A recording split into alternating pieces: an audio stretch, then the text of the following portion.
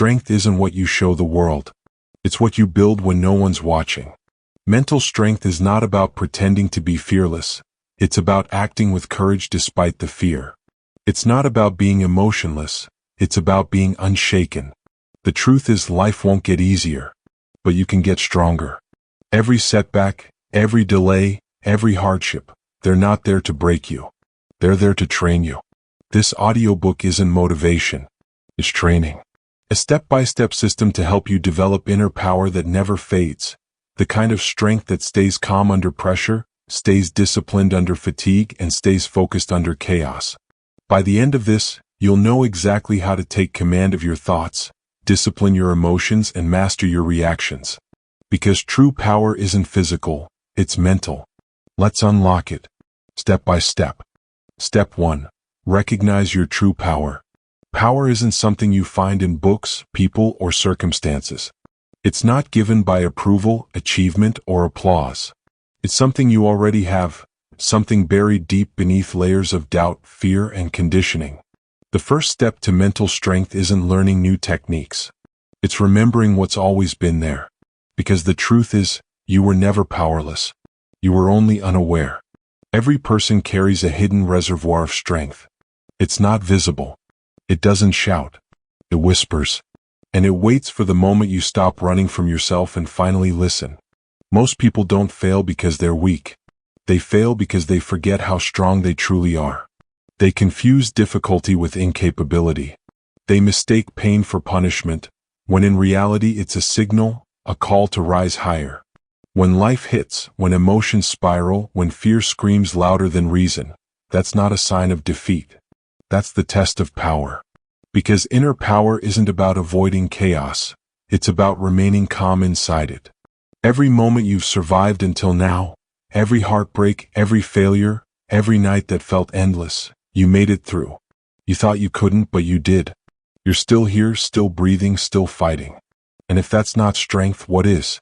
But the problem is that society doesn't teach us to recognize our strength.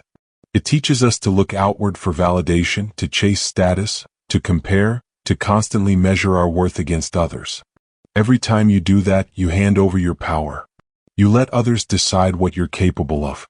The moment you stop believing in your own strength, you start living small. You play safe. You shrink your potential to fit someone else's perception. But you were built for more than that. You were built to grow, to adapt, to rise from ashes you thought would bury you. Recognizing your true power starts with one shift, a mental one. It's not about saying, I'm strong. It's about proving it to yourself through every small act of resilience. Every morning you choose to get up when you could have stayed down. That's power. Every time you face a fear instead of fleeing. That's power. Every moment you stay calm while the world panics. That's power. Power is not a feeling. It's a decision. You don't wait to feel ready. You act and readiness follows. Inner power is born the moment you realize your thoughts don't control you, you control your thoughts. Your emotions don't define you, they inform you. And your fears don't stop you, they guide you toward growth. You are not weak because you feel fear. You are powerful because you move through it. Strength is not built in comfort. It's revealed in struggle. Diamonds are created under pressure. Mountains are shaped by resistance. And character, real character, is forged in moments when quitting seems easier. So the next time you say, I can't handle this, pause, breathe, and remind yourself, you already have, countless times before. What you're facing now is just another chapter in a story you've already proven you can survive. Look back at your life. Think of every moment that broke you, and yet here you are. That's not luck. That's strength disguised as survival. But survival is just the beginning. Recognizing your true power means transforming survival into creation. It's saying, I'm not just enduring life, I'm shaping it. When you realize this truth, something changes. You stop chasing control outside yourself. You stop waiting for circumstances to calm down. You start mastering your inner world. Because power is not about dominating others, it's about mastering yourself. It's about responding when others react. It's about choosing clarity over chaos. It's about holding peace when everything else begs for panic. You gain real strength not by adding more but by letting go. Letting go of doubt, letting go of the story that says, I'm not enough, letting go of the idea that power comes from perfection. You are already powerful, even with your flaws, fears, and unfinished edges. True power doesn't come from being unbreakable. It comes from breaking and rebuilding again and again. Ask yourself, when did you stop believing in your own power? Was it after failure, rejection, loss? Somewhere along the line you decided your pain meant weakness. But what if it didn't? What if pain was proof of depth, not defeat? What if it was your body's way of reminding you that growth is happening? Recognizing your power begins with awareness. Not arrogance, not ego, awareness. The awareness that no matter how unstable the world becomes, you still have control over one thing, yourself. That is where power lives. In your focus, in your choices, in the calm between chaos. When everything outside feels uncertain, go inward. That's where your real strength resides. Unshaken, untouched, eternal. It doesn't fade when people doubt you. It doesn't crumble when plans fail. It doesn't disappear when life hurts. Because it was never built from those things in the first place. It was built from you. From your will to keep going. From your courage to start again. From your silence when you could have shouted. From your resilience when everything said, give up. You have always had power, you just forgot how to see it. Starting today, remind yourself daily, you are not weak, you are not behind, you are not broken. You are becoming. And every challenge you face is simply training for the person you're destined to become. Recognizing your true power isn't a one-time realization. It's a practice, a way of life. It's waking up every morning and saying, I choose to believe in my strength today. Even when it's hard. Even when it hurts. Especially when it hurts. Because pain is not the end, it's the beginning of transformation. So walk into your day with quiet confidence. Not arrogance. Not noise. Just presence. Move with the certainty that everything you need is already within you. And when doubt creeps in, whisper to yourself, I've survived worse. I've risen before. I can do it again. That's the voice of power. That's the foundation of strength. And that's where your journey to inner mastery begins. Recognize your true power, and you'll never again have to beg the world to give you what you already carry inside. Because once you awaken to it, no one can take it away. Step 2. Master your inner voice. Your mind is always speaking, quietly, constantly, and with influence far greater than you realize. The voice inside your head is the one you hear more than any other. It narrates your fears, fuels your courage, shapes your perception of reality, and defines how far you believe you can go. Every person walks through life accompanied by this inner dialogue. And yet, few ever stop to question it. We spend years trying to control the outer world while completely neglecting the inner one, the voice that either builds us or breaks us. Your internal dialogue sets your direction. It doesn't just describe who you are, it decides who you become. Every I can't, I'm not ready, I'll never be enough. These aren't just thoughts. They're commands, instructions your subconscious follows. The more you repeat them, the deeper they root themselves into your identity. But here's the truth, you are not your thoughts. You are the awareness behind them. You are the one who chooses which voice gets amplified. You can't always control what thought appears, but you can always control which thought you believe. Your mind has two main voices, the critic and the commander. The critic doubts, judges, fears. It's the voice that says, what if you fail? Or you're not good enough. The commander is the voice of direction, discipline, and belief. It says, do it anyway. You've survived worse. Keep going.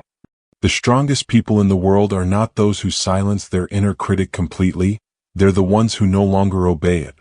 They hear it, acknowledge it, and then choose a different voice to follow. Every time you catch yourself thinking, I can't, answer, I will. Every time your mind says, what if I fail? Answer, then I'll learn.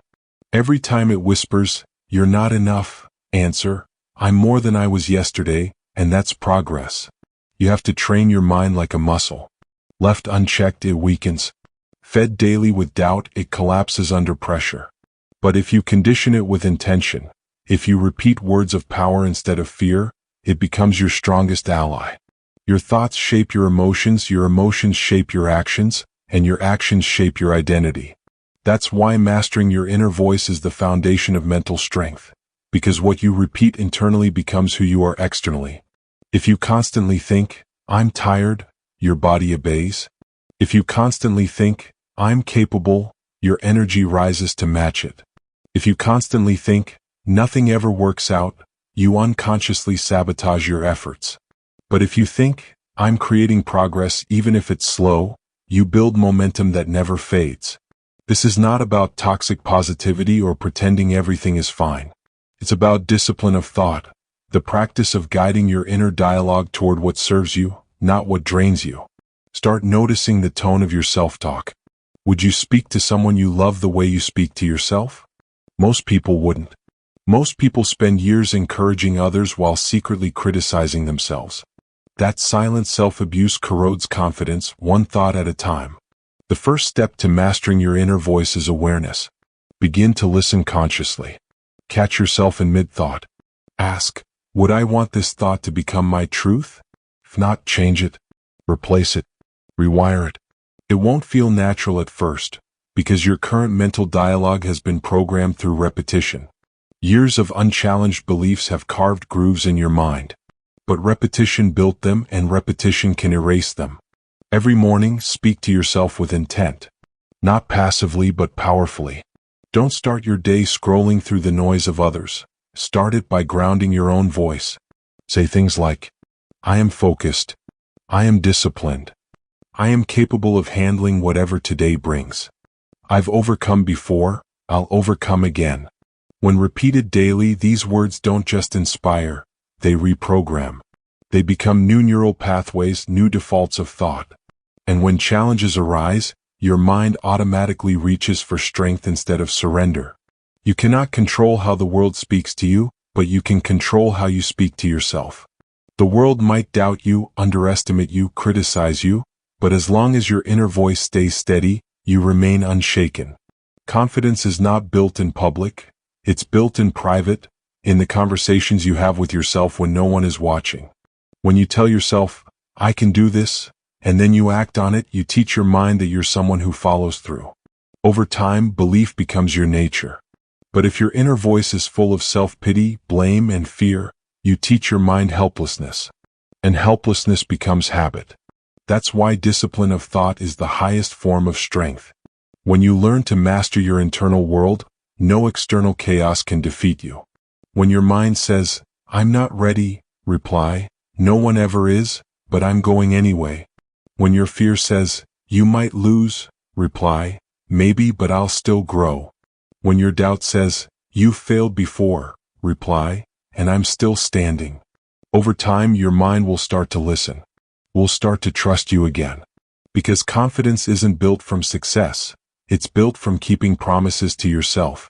The inner voice that once doubted you will begin to echo with faith. And that faith will carry you through storms that used to break you. So start today. Catch your inner critic. Interrupt it. Replace its words with strength. Speak to yourself like the leader you're trying to become. You won't silence fear overnight, but you'll stop letting it control the story. You'll rewrite your narrative one sentence at a time. Remember, you're not fighting your mind, you're training it. Every time you challenge a limiting belief, you sharpen your awareness. Every time you replace doubt with determination, you reinforce mental strength. Master your inner voice and you master your direction. Because the world will always test your limits, but it's your self-talk that decides whether you rise or retreat. When your mind says, "I can't," answer, "I will." When it says, "This is too hard," reply, "That's why I'm doing it." When it says, "I'm scared," remind it, "Courage only exists in fear." The power to change your life begins in a single thought, the one you choose to believe next. Your inner voice is your most constant companion. Make it your greatest strength, not your loudest enemy. Train it. Master it. Because once your mind learns to speak powerfully, your life begins to follow. Step 3. Detach from emotional reactions. Emotions are powerful. They are the raw energy of your human experience. They make life meaningful, passionate, and alive. But that same power, if left unchecked, can destroy your clarity, your relationships, and your inner peace. Mental strength doesn't come from avoiding emotions. It comes from understanding them. You can feel deeply without being controlled by what you feel. You can acknowledge anger, fear, or sadness without allowing them to dictate your behavior. That's where true control begins, not in suppression but in separation. Emotions are signals, not instructions. They are your mind's way of saying, pay attention. They are feedback, not orders. Anger might tell you something feels unjust. Fear might warn you that something matters. Sadness might reveal that something meaningful has been lost. But you don't have to obey these emotions. You simply have to interpret them. When you let emotion decide your reaction, you give away your power. You start living like a puppet pulled by invisible strings, easily provoked, easily swayed, easily broken. But when you learn to pause, to create space between what you feel and how you act, you reclaim control over your life. The ability to pause before reacting is the foundation of mental power. That pause is where growth happens. It's the space between the trigger and the response, the invisible moment where emotion ends and intelligence begins. Think about it. Every regret you've ever had came from reacting too fast, saying words you didn't mean, making choices in anger, burning bridges that could have been crossed calmly. Emotional reactivity is like fire. It burns quickly, but it always leaves scars. Clarity lives in the pause. Calm minds win under pressure because they can see the situation as it is, not as fear, anger, or ego wants them to see it. Most people let emotions distort reality. They react to assumptions, not truth. They defend pride, not peace. But strength lies in staying centered when everything tries to pull you off balance. Detachment doesn't mean you don't care. It means you care more about peace than drama. It means you choose perspective over chaos. You're not running away from emotion, you're rising above its control. Every time you pause before reacting, you rewire your brain. You teach yourself patience. You create a habit of awareness. The more you practice, the less you're pulled by emotional tides. You begin to live by choice, not by impulse. Imagine two people in the same situation, both insulted, both provoked. One reacts immediately, fueled by anger, escalating the conflict. The other pauses, observes, and responds with calm authority. The difference isn't intelligence, it's emotional discipline. The second person doesn't waste energy proving a point. They preserve energy to make progress. A calm mind is not emotionless, it's emotionally mastered. It feels everything but decides wisely. That's why calm people are often mistaken for cold, when in truth they are simply in control. You must understand, emotions are temporary but actions have lasting consequences. What feels right in a moment of rage often feels foolish in a moment of reflection. So make reflection your first response. When anger rises, pause. Ask yourself, what is this emotion trying to tell me? Is it truth or just a story? When fear grips you, pause. Ask, what am I really afraid of? The situation, or the story I've created about it? That moment of awareness is your power. You don't have to fight emotion, you just have to stop it from steering the wheel. Start practicing emotional detachment in small moments. When someone cuts you off in traffic, don't let irritation own you. When someone disagrees with you online, don't take it personally. When plans fall apart, don't label it as failure, call it redirection. Detach from the illusion that everything deserves your reaction. Most things don't. Not every comment, not every opinion, not every inconvenience. You save enormous energy when you stop trying to control what's outside you and focus on what's inside. Ask yourself this before reacting. Will this matter in 5 minutes? 5 hours? 5 days? If not, let it go. Not because you're weak, but because your peace is worth more. Responding with clarity doesn't mean you suppress emotion. It means you feel it fully, then act consciously. You can say what needs to be said without anger. You can take a stand without hostility. You can disagree without disrespect. That's emotional mastery, strength with softness, authority with grace. The more you practice detachment, the more freedom you gain. You stop being a slave to moods, to circumstances, to other people's behavior. You stop letting temporary emotions make permanent decisions. Remember this, calm is a superpower. It's not built overnight. It's trained through awareness, reflection, and repetition. Every time you choose to pause instead of react, your mind gets stronger. You're teaching yourself emotional intelligence, the art of remaining still while the world shakes around you.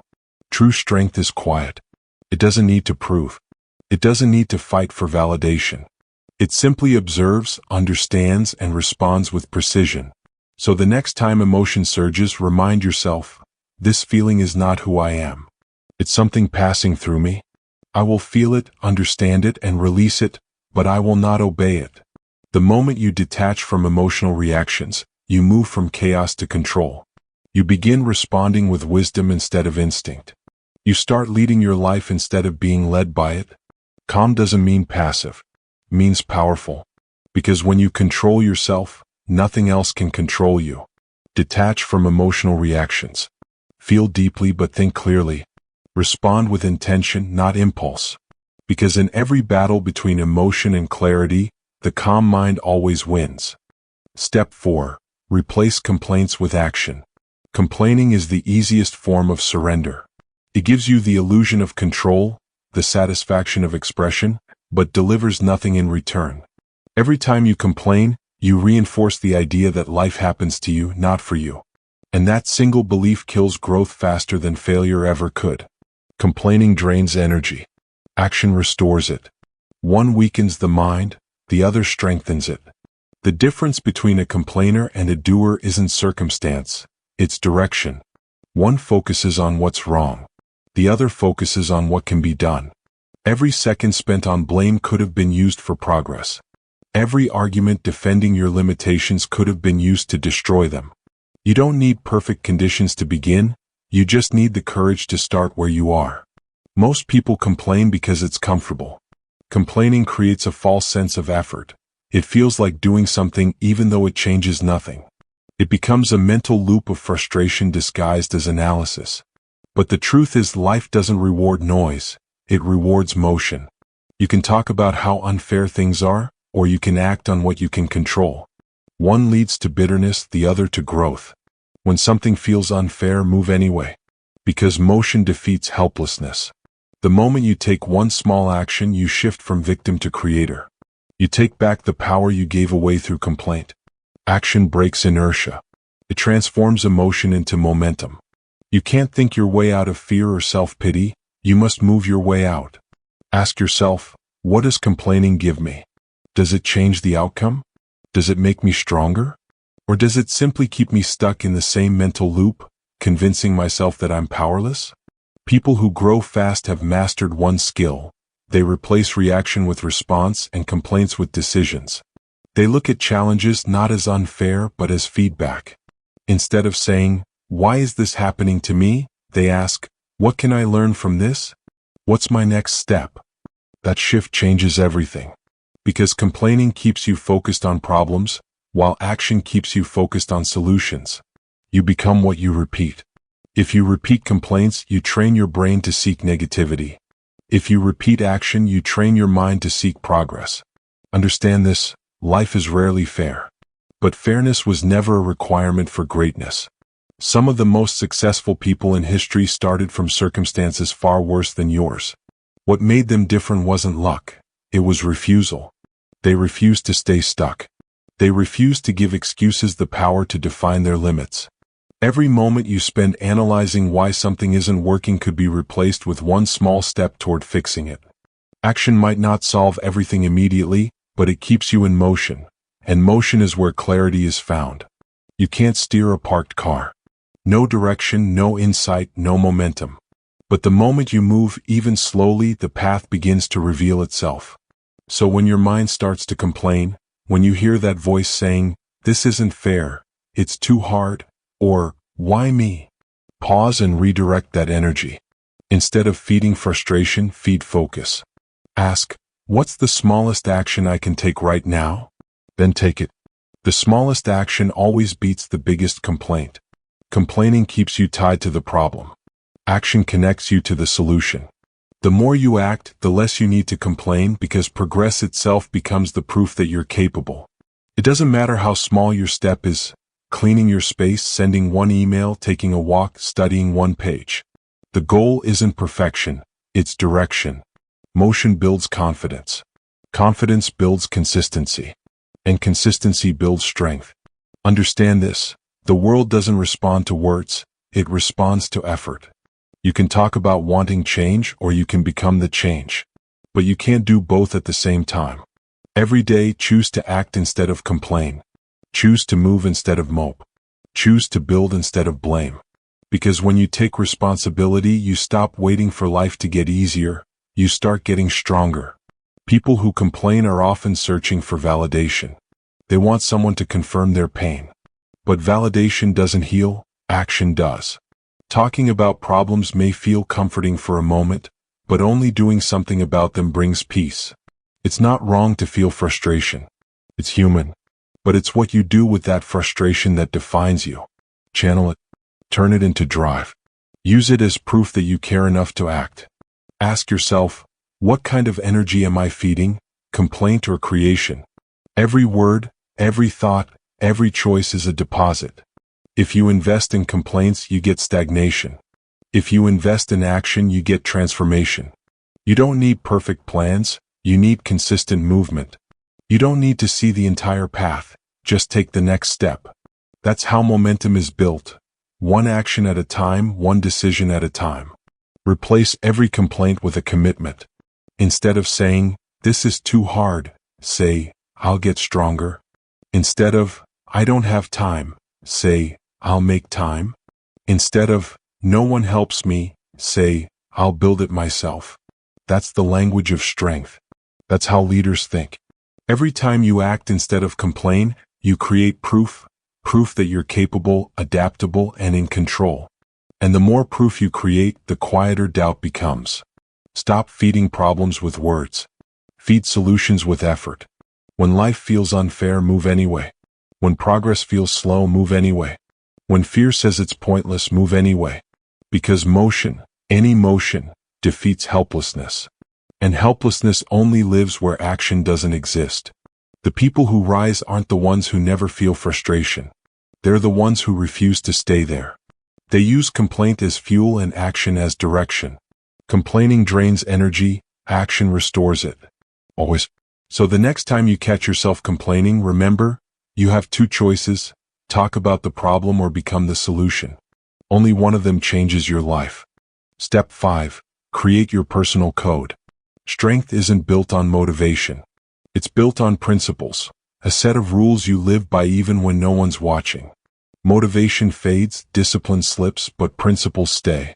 They form the spine of your character, the unshakable foundation beneath every choice, every action, every moment of doubt. Your personal code is that foundation. It's not about perfection. It's about alignment, living in a way that honors your deepest values, even when it's inconvenient, even when no one else would notice if you didn't. When you have no code, you drift. You react to emotions, circumstances, and people. You do what feels right in the moment and then regret it later. But when you live by a code, decisions become clear. You don't need approval, applause, or permission. You already know what to do. Your code defines who you are when no one's watching. It's the standard you hold yourself to when there's no reward and no audience. It's what keeps you grounded when temptation whispers, when shortcuts appear, when comfort calls you to break your own word. You can't control the world, but you can control how you show up in it. And your code is that compass. Every strong person has one, written or unwritten. It's the inner law that says, "This is who I am and this is what I don't compromise." It's what turns ordinary people into warriors of integrity. Without a code, you're easily influenced. You bend to emotion, pressure, and the opinions of others. You become reactive, inconsistent, lost in the noise of the world. But with a code, you stand firm. You become predictable, not in weakness but in strength. People know you can be trusted because your actions don't change with your mood. Write it down. Don't just think it, define it. Your code isn't a wish list, it's a declaration. It's not about how you want to act when things are easy, it's about how you will act when things are hard. Ask yourself, what do I stand for? What values will I protect no matter the cost? What actions reflect my highest self? Your code doesn't have to be long, it just has to be clear. For example, I don't lie, even when it's easier. I finish what I start. I speak with respect even when I'm angry. I don't quit on myself. I train my body and mind daily. I choose discipline over comfort. Each line becomes a promise, and those promises shape your identity. Once you've written your code, live by it. Not occasionally. Not when it's convenient. Always. Because strength isn't proven in comfort. It's proven in resistance. It's when your principles are tested that your true character reveals itself. Your code will cost you. It will demand consistency when you feel tired, honesty when lying would be easier, integrity when no one would know the difference. But that cost is what makes it powerful. That's what separates those who talk about strength from those who embody it. Living by a personal code is not about rigidity, it's about reliability. It's not about being perfect, it's about being committed. You'll stumble. You'll break your rules sometimes. But what matters is that you come back to them, every time, stronger, clearer, more aligned. Think of your code as armor. It protects your mind from confusion, your heart from corruption, and your will from weakness. When life gets chaotic, you don't have to question what to do. Your code decides for you. When someone insults you, your code determines whether you respond with grace or anger. When failure hits, your code decides whether you give up or adapt. When success tempts your ego, your code reminds you to stay humble. It's not about what you achieve, it's about who you refuse to stop being. The world doesn't need more talented people. It needs principled ones, people who stand for something unshakable. Talent impresses. Principles endure. Your personal code should outlive your emotions. Because emotions fluctuate, principles don't. Emotions make excuses, principles demand consistency. And consistency is what builds trust, strength, and self-respect. If you don't define your code, the world will define it for you. Society will hand you its values: convenience over effort, popularity over truth, comfort over growth. And before you realize it, you'll be living by rules you never chose. So take that power back. Decide what matters. Decide who you are. Decide what lines you will never cross, and what standards you'll never lower. Write it down. Live by it. Let it be the law you hold yourself to. And remember, your code isn't for show. It's not something you post online or announce to the world. It's private, sacred, personal. It's the invisible force behind your actions. The thing that keeps you honest when nobody's watching. Every day, test it. Every decision, weigh it against your principles. Every challenge, let it refine you instead of breaking you. Your personal code is your ultimate weapon against chaos. It gives you direction when everything feels uncertain. Keeps you steady when emotions rise. It reminds you of who you are when the world tries to make you forget. Because true strength doesn't come from power, talent, or opportunity, it comes from honor. From living aligned with your own truth, no matter the circumstance. So build your code. Protect it. Live it. Let it be the invisible line you refuse to cross. And when life tests you, as it always will, smile. Because you won't have to think twice about what to do. You'll already know. Step 6. Embrace discomfort as training. Discomfort is not punishment, it's preparation. It's life's way of shaping you for the strength you've been asking for. Every time you face struggle, frustration, or fatigue, life is testing your capacity, asking, how bad do you want it? Most people run from discomfort because they mistake it for danger. They feel pain and assume something's wrong. But discomfort is not a signal to stop, it's a signal to grow. The body grows under stress. The mind sharpens under challenge. The soul strengthens through resistance. Without discomfort, there is no development. Every time you endure difficulty, your threshold expands. What once broke you becomes manageable. What once scared you becomes routine. You don't become stronger by avoiding pain. You become stronger by increasing your ability to carry it. Every champion, every leader, every mentally tough person understands this truth. Growth lives in the moments when you want to quit but don't. The hardest moments are the ones that matter most, because they're the crossroads where your old self dies and your new self is born. Think about it.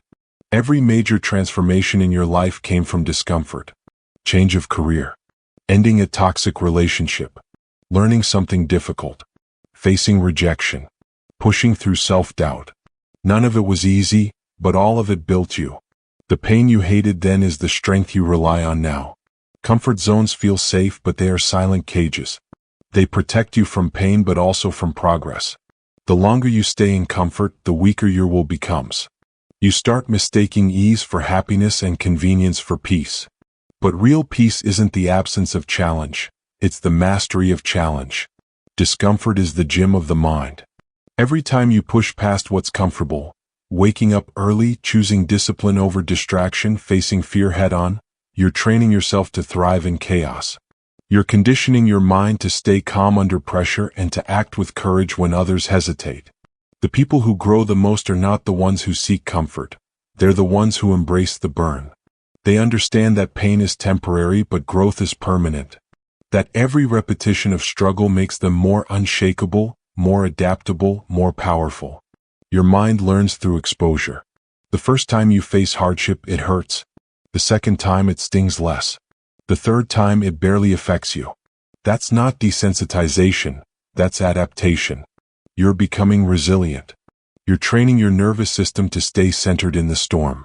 When things get tough, remember, discomfort is not your enemy. It's your instructor. It's teaching you how to endure, how to focus, how to build emotional armor. It's carving the patience, courage, and persistence that comfort never could. Every time you resist the urge to quit, you're proving something powerful, that you can handle more than you thought. That pain doesn't control you. That you are capable of outlasting fear, fatigue, and frustration. Growth doesn't happen in easy moments. It happens when you keep going despite wanting to stop. It happens when your mind screams, "Enough," and you whisper back, "One more." The more you expose yourself to discomfort intentionally, the more control you gain over your life. Because comfort breeds weakness, but discomfort builds dominance. When you make struggle a normal part of your day, fear loses its power. You become the kind of person who doesn't need everything to be easy, because you've trained to thrive when it's not. Waking up early when you're tired. Saying no when it's uncomfortable. Speaking up when you're afraid. These small acts of discomfort are daily training sessions for your mind. Each one expands your capacity. Each one strengthens your will. You can't control when life tests you, but you can control how you train for it. Don't wait for hard times to build toughness. Build it now when things are ordinary. Train your mind to stay calm in chaos by stepping into discomfort on purpose. Discomfort reveals truth. It strips away excuses and shows you who you really are. In comfort, everyone sounds confident. In pain, only the disciplined remain. If you want a stronger mind, stop seeking an easier life. Seek a sharper one. Challenge yourself daily. Choose the harder path sometimes, not because you enjoy suffering, but because you respect strength. The moment you start viewing discomfort as training, everything changes. Struggle becomes strategy. Pain becomes progress. Fear becomes focus. Instead of asking, "Why is this happening to me?" you start asking, "What is this teaching me?" That mindset shift turns adversity into advantage. Every obstacle becomes a workout for your willpower. Every hardship becomes another rep in the gym of life. You'll start to notice something powerful. When others crumble under pressure, you'll remain calm. When others complain, you'll adapt. When others quit, you'll push forward. Because while they avoided discomfort, you trained for it. Resilience is not born. It's built, rep by rep, test by test, challenge by challenge. So the next time you feel discomfort, don't resist it. Breathe through it. Observe it. Let it teach you what you still need to master. Discomfort doesn't mean stop. It means you're entering the zone where growth begins. The more you stretch your limits, the more you realize there are none. Remember, every time you choose to endure, your future self grows stronger. Every time you move forward when your body and mind beg you to quit, you're creating someone you'll be proud of, someone unstoppable. Discomfort is not punishment, it's preparation. It's life handing you the tools to build resilience, patience, and self-control. You just have to be brave enough to use them. Growth doesn't come from what's easy, it comes from what challenges you. So embrace discomfort. Make it your training ground. Turn pain into progress and resistance into readiness. Because the truth is simple, life will always test you. The only question is, will you treat it like punishment or preparation? Step 7. Discipline your mind through routine. Discipline isn't about control, it's about freedom. Freedom from chaos, freedom from hesitation, freedom from the endless battle with your weaker impulses. And the tool that builds that discipline is simple, powerful, and often overlooked. Routine. Routine is not restriction, it's structure. It's the foundation that keeps your life steady when emotions fluctuate, when motivation fades, when everything around you feels uncertain. Routine doesn't confine you, it frees you from wasted decisions, from mental clutter, from self-doubt. It's what allows focus to replace confusion and consistency to replace chaos. When your mind knows what to expect, it stops wasting energy deciding what to do. That's how you make strength automatic. Systems create stability, and stability is where greatness grows. Discipline removes debate. Because the moment you start negotiating with yourself, should I work out today? Should I study? Should I stay focused? You've already lost momentum. A disciplined mind doesn't ask those questions. It acts. It follows the plan. It trusts the system it built. Most people wait for motivation to take action. But motivation is a visitor, unreliable, emotional, temporary. Discipline is a resident, steady, consistent, grounded. Routine is what transforms motivation into momentum. When you build strong routines, you stop relying on willpower. You make good choices the default, not the exception. You automate strength. That's how the best in every field operate, not because they're superhuman, but because they've built systems that keep them aligned when emotion can't. Think of your mind like a warrior's blade. It stays sharp only with daily maintenance. Routine is that sharpening. Every morning habit, every set time for training, reading, or reflection. It's a stroke of discipline that keeps you mentally strong. People often confuse discipline with rigidity. They think structure kills creativity. But the truth is, the more structured your life, the more freedom your mind has to create and conquer. You can't build greatness in chaos. Order gives your mind the space to perform at its peak. Routine builds rhythm. And rhythm builds resilience. When life throws uncertainty at you, your routines keep you grounded. They remind you who you are and what you stand for. Your mind becomes stronger through repetition. Every time you follow your routine, even when you don't feel like it, you're sending your brain a message. I am in control. You're training your emotions to obey your goals instead of the other way around. Discipline is not about doing everything perfectly. It's about showing up consistently, especially when you don't want to. That's when it matters most. Those small moments of follow-through are what create the mental armor you'll need when life gets tough. Start small, but start.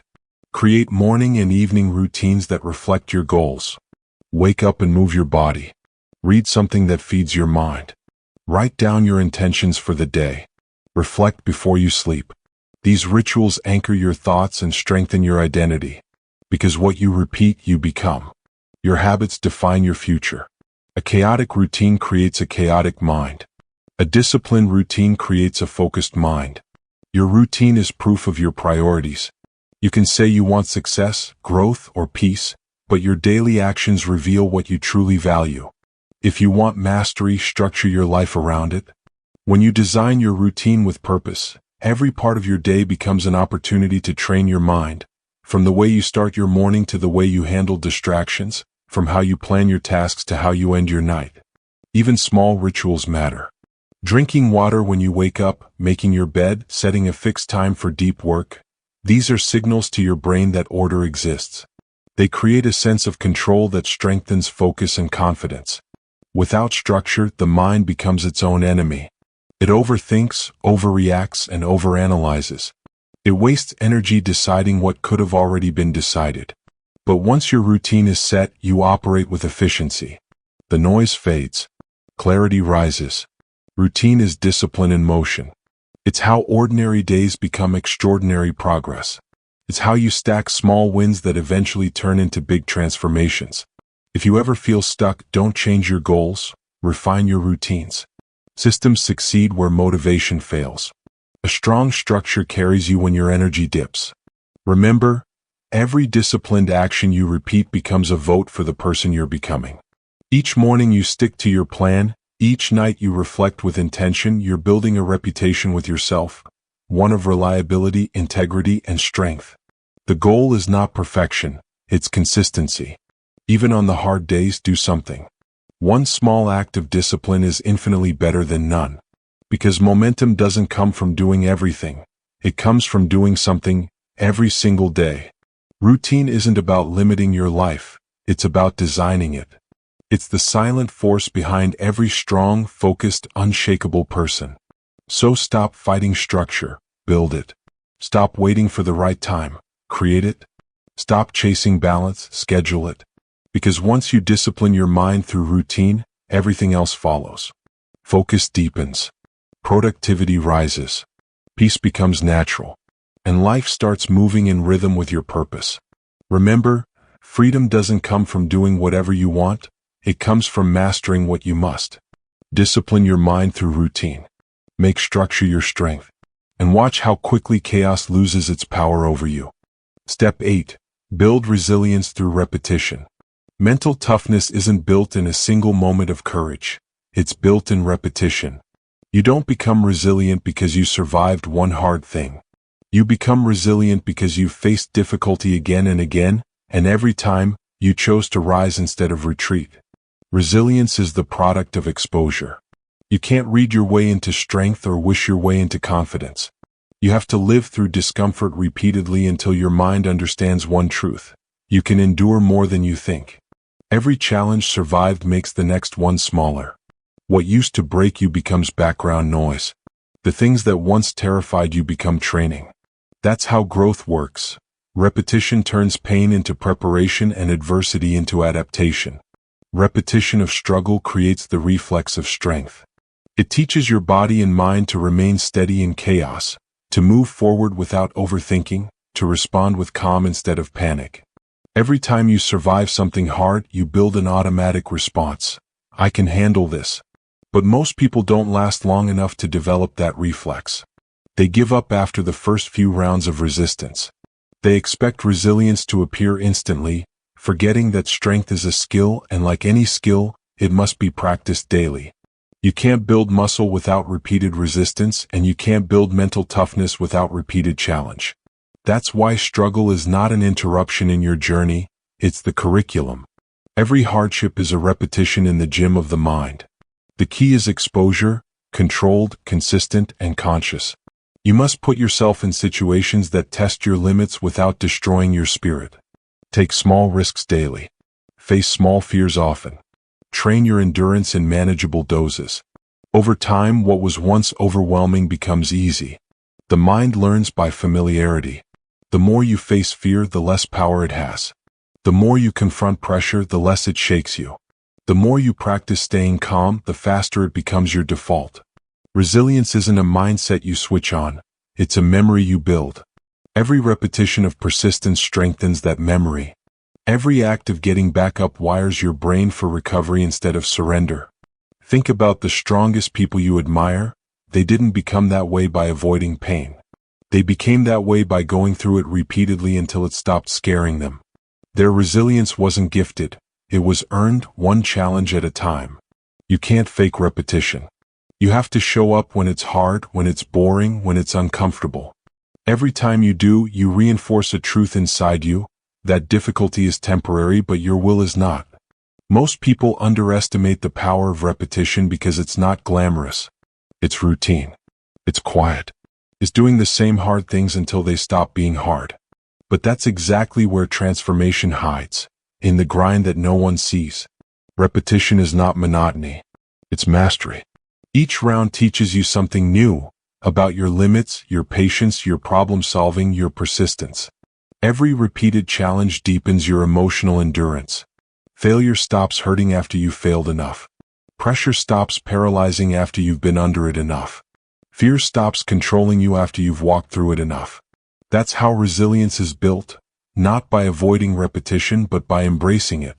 When you first start anything, fitness, focus, discipline, healing, it feels impossible. Your mind resists. Your body complains. You question your progress. But repetition silences that noise. The more you do, the less your emotions interfere.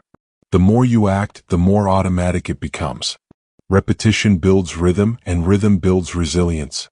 Once your mind adapts to challenge as normal, it stops viewing struggle as suffering. It starts viewing it as training. You begin to meet adversity with calm instead of panic, strategy instead of surrender. Every repetition counts, even the small ones. Waking up early when you don't feel like it. Finishing a task you wanted to delay.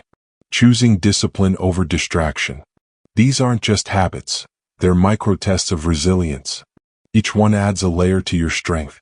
Your resilience grows in silence, not when people are watching, but when you're tired, discouraged, and alone, yet still doing what you said you would. That's where the real training happens. Remember, mental toughness isn't the absence of weakness. It's the ability to keep going through it. It's not about never falling. It's about becoming faster at standing up. And the only way to do that is through repetition. Every storm you endure, every setback you recover from, every failure you analyze instead of avoiding, all of it becomes data your mind uses to grow stronger. You're building endurance, patience, and confidence that can't be shaken by circumstance. Eventually, your reactions change. When life throws chaos at you, you don't flinch anymore. You've seen it before. You've trained for it. You've built reflexes that whisper, "I've handled worse." That's resilience, not in words but in instinct. When you master repetition, you stop being surprised by difficulty. You start expecting it and preparing for it. That's how winners think. They don't hope for easy days, they prepare for tough ones. Because they know the value of struggle lies in exposure. You can't grow stronger without stress. You can't expand without resistance. You can't become unshakable without repetition. So when life feels repetitive, when you face the same struggles again and again, stop asking, "Why is this happening to me?" and start asking, "What is this strengthening in me?" Because it's always strengthening something: patience, endurance, focus, or emotional control. Nothing is wasted if you're aware enough to learn from it. Resilience isn't a one-time effort. It's a lifelong repetition. Every day you get up, face the world, and keep going despite fatigue, doubt, or fear, you're practicing the art of staying strong. So embrace the process. Train your mind the way an athlete trains their body, through consistent exposure, relentless effort, and constant refinement. Don't run from repetition, respect it. It's how toughness takes root. Remember, mental toughness is built through exposure, not once but repeatedly. Every challenge survived makes the next one smaller. Repetition of struggle creates the reflex of strength. Keep repeating. Keep refining. Keep rising. Because the more times you've walked through fire, the less it burns. Step 9. Silence the need for approval. The need for approval is one of the quietest forms of weakness. It hides behind good intentions, wanting to be liked, accepted, appreciated, but underneath it's a chain. It keeps you attached to the opinions of others, dependent on their praise to feel worthy, and afraid of their judgment to act freely. Needing validation makes your strength conditional. As long as your confidence depends on external applause, it can be taken away at any moment. And what can be taken from you is not true power. True power is built on self-trust, on the unshakable belief that your value isn't up for debate. Mental power thrives on self-trust, not applause. Because applause fades. Approval shifts. Opinions change.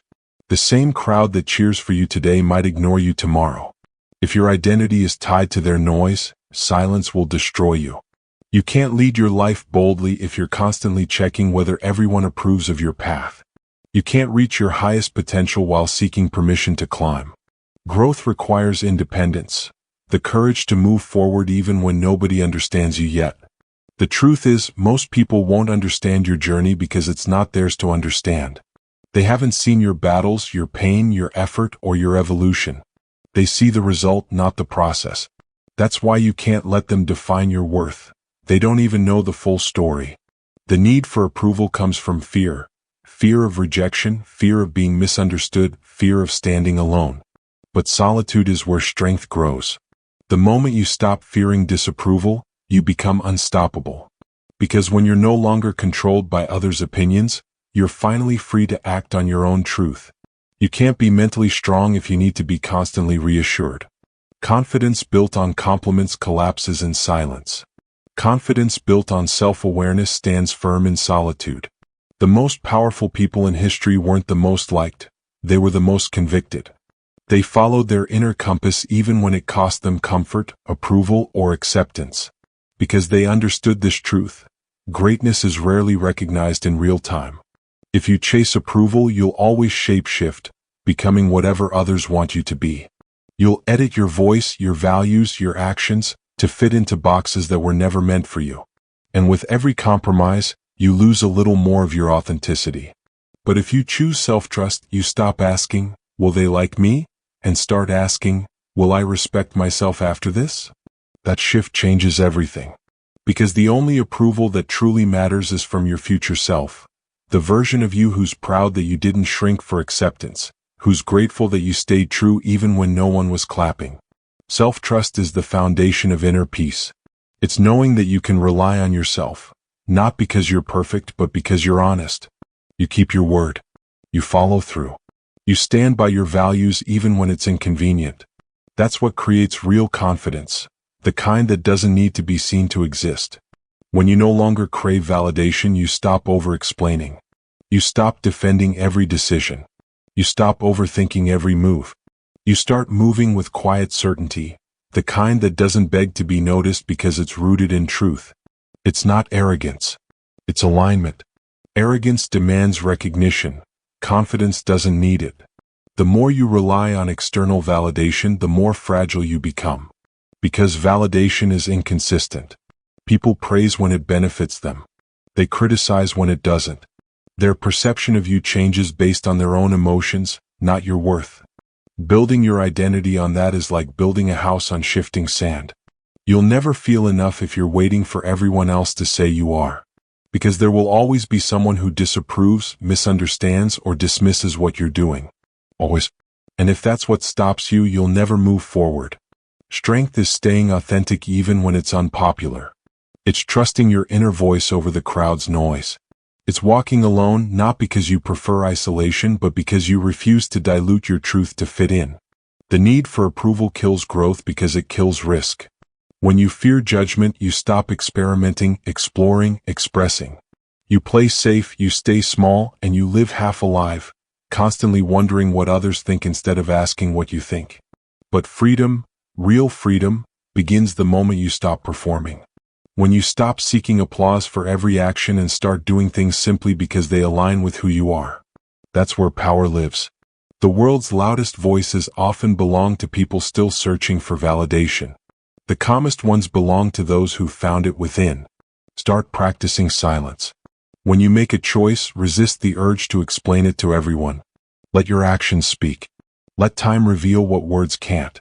Because those who truly understand your vision don't need proof. And those who demand proof will never truly see it. Validation is addictive. But like any addiction, it keeps you dependent. Break that pattern by learning to validate yourself. Celebrate your progress privately. Acknowledge your wins quietly. Learn to say, "I'm proud of myself," without needing anyone else to agree. You'll notice something powerful. When you stop chasing approval, people's opinions lose their control over you. Criticism doesn't sting the same way. Praise doesn't inflate you the same way. You begin to operate from balance, not ego. You don't rise to impress. You rise because you promised yourself you would. The only approval you should chase is from your future self, the one who's watching you from years ahead, thankful that you didn't let fear of judgment stop you from becoming who you were meant to be. Every decision you make is a vote toward that version of you. Make choices that your future self will respect, not the crowd. Because in the end, applause fades. Opinions change. But the self-respect that comes from walking your own path, that lasts forever. So silence the need for approval. Trust your direction. And let your life become the loudest proof that you were right to believe in yourself. Step 10. Control your focus. Where attention goes, energy flows. Whatever you consistently focus on expands, in thought, in emotion, and in outcome. That's why focus is the most valuable currency of mental power. It determines what grows in your life and what fades. You don't lose energy because life is hard. You lose it because your attention is scattered. Focus is not luck. It's not something you find. Focus is a skill, one that must be trained, refined, and protected every single day. It's not about chasing clarity, it's about eliminating noise. Clarity isn't something you gain by doing more, it's something you reveal by removing what doesn't matter.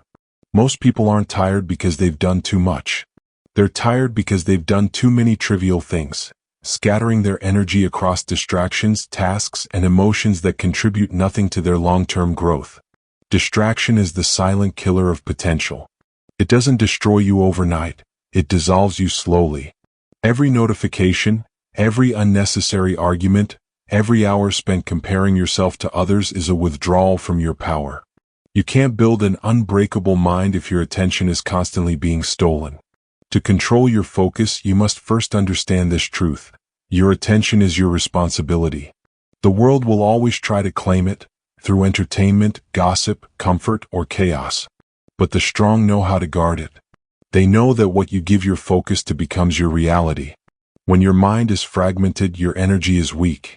When your mind is centered, your energy is unstoppable. You don't need more time, you need more focus. 10 minutes of full concentration will take you further than 2 hours of half distraction. The most productive people aren't the busiest, they're the most present. Every distraction you eliminate becomes extra fuel for your mission. The energy you reclaim by saying no to what drains you gets redirected into what builds you. Saying no is not rejection, it's refinement. You're refining your focus toward what truly matters. Ask yourself, what's stealing my attention daily? Is it my phone? My thoughts? Other people's problems? Identify your distractions, name them, and cut them off at the source. If you don't, they'll keep cutting into your potential one small moment at a time. Your focus is a mirror of your priorities. If your attention is divided, your purpose will be too. That's why mastery demands single-mindedness, the ability to channel all your effort, emotion, and energy into what actually moves the needle. The brain is like a muscle. It strengthens where it's used most. Every time you resist distraction, you build concentration. Every time you redirect your attention back to what matters, you sharpen your control. Over time, focus becomes your natural state, not because the world got quieter, but because you did. You can't control everything that happens around you, but you can control what gets your energy. That's power, selective attention. The disciplined know that not everything deserves a reaction. Not every comment needs a response. Not every opportunity deserves pursuit. Control your focus by designing your environment to support it. Remove clutter, physical and digital. Silence the noise. Structure your time. Protect your mornings. Decide what you'll give attention to before the world decides for you. Focus is not about intensity, it's about direction. You can work hard on the wrong thing and still get nowhere. True focus is knowing what matters most, and having the courage to ignore everything else. Every day choose your target. One goal, one task, one priority. Pour your attention into it like it's the only thing that exists. That's how progress compounds. Small bursts of deep, undistracted effort done consistently will outperform random effort done chaotically. Discipline is focus sustained over time. It's not just what you start, it's what you stay with. When you train your focus, you train your future. Because your destiny isn't built in moments of excitement, it's built in hours of consistent attention. Understand this, distractions don't always look like chaos. Sometimes they look like opportunity. They look harmless. Another project, another task, another notification. But if it doesn't align with your mission, it's still a distraction. Focus demands sacrifice. To gain clarity, you must give up comfort. To gain mastery, you must let go of mediocrity. Every focused life is built on 1,000 unchosen distractions. The things you decided weren't worth your energy.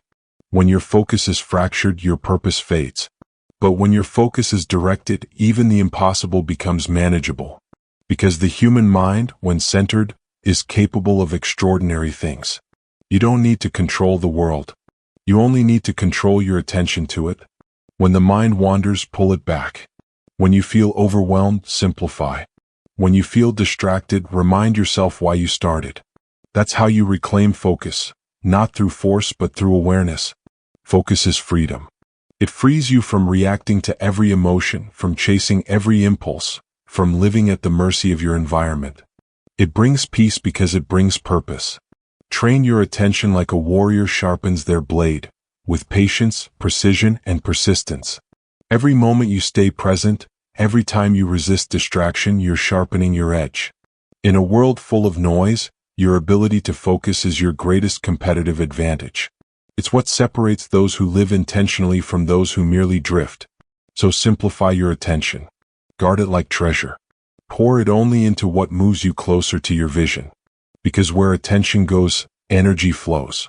Focus is a skill. Learn to eliminate noise, not chase clarity. And remember, every distraction you eliminate becomes extra fuel for your mission. Step 11. Reframe failure as feedback. Failure is not the opposite of success. It's the process that creates it. Every person who has achieved greatness has walked through the fire of failure. The difference is not in how often they fall, but in how they interpret the fall. Weak minds see failure as an ending. Strong minds see it as information, data, direction, feedback. Failure doesn't end the journey, it updates the map. Each setback reveals something crucial about your strategy, your mindset, or your preparation. It's a signal pointing to what needs refinement, not a verdict declaring you unworthy. When you fail and immediately label it as defeat, you close the door to growth. But when you pause, observe, and ask, what is this trying to teach me? The same event becomes a stepping stone. The lesson is hidden inside the loss. Every mistake is valuable data. Learn from it without judgment. Judgment clouds understanding. When you shame yourself for failing, you stop seeing clearly. But when you approach failure like a scientist, curious, calm, analytical, you extract the wisdom without the weight. You can't avoid failure if you're truly growing. Growth requires risk, and risk guarantees mistakes. The key is not to eliminate failure, but to shorten your recovery time. Fail fast, analyze faster, adapt forever. That's how you turn trial into triumph. Most people don't fail because they lack ability, they fail because they refuse to analyze. They fall, feel embarrassed, and quit. But those who keep learning, testing, adjusting, they evolve faster than anyone else. Because while others are fearing failure, they're using it as feedback. Failure exposes truth. It shows you what you ignored, what you underestimated, what you overcomplicated. It reveals weak systems, unclear priorities, or lack of focus. That information is priceless, if you're humble enough to receive it. Success doesn't teach nearly as much as failure does. Success can blind you. It can make you complacent. Failure humbles you. It forces reflection. It removes illusions. It builds depth. That's why failure, when reframed correctly, becomes your greatest mentor. Think of every failure as a mirror, not to shame you but to show you who you currently are and who you still need to become. It doesn't say, you're not good enough. It says, here's where you can grow stronger. The faster you can process that feedback, the faster you evolve. Don't take it personally, take it professionally. Detach emotion from evaluation. Ask practical questions. What exactly went wrong? What did I overlook? What can I do differently next time? Then apply the answers immediately. That's what separates learners from quitters, action after analysis. The most resilient people don't avoid mistakes. They systematize their recovery. When they fall, they reflect, refine, and restart. No drama, no ego, no paralysis. Just movement. They've learned that failure is simply part of the repetition required for mastery. Every setback contains information about timing, technique, or mindset. If you treat failure as feedback, you start to view every outcome as useful. You either win or you learn. Both move you forward. But if you avoid failure out of fear, you also avoid growth. You'll stay comfortable but stagnant. You'll stay safe but unfulfilled. Because the truth is, the person who never fails is simply the person who never tries hard enough to evolve. Failure is not a dead end. It's a checkpoint. A recalibration point that says, you're close, just adjust the angle. Most people quit right before the adjustment that would have led to their breakthrough. They misread feedback as finality. Don't. Instead, build a mindset that expects failure and uses it. Go into challenges knowing that setbacks will come, and that each one will sharpen your skill. This mental shift eliminates fear. When failure becomes normal, progress becomes inevitable. When you fail, don't rush to escape the discomfort. Sit in it. Study it.